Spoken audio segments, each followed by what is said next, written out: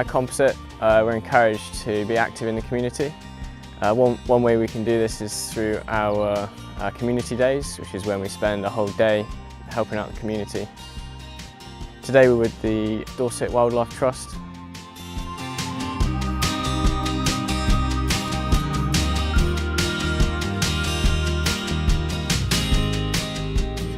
Getting out of the office and working in the fresh air, doing something for the community and working as a team is really good for the body and mind.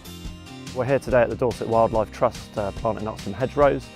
We believe that the future for individuals and companies is to work together to make themselves accountable for good practice.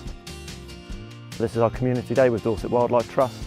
We met at Ouch doing some mental health training and ended up here today.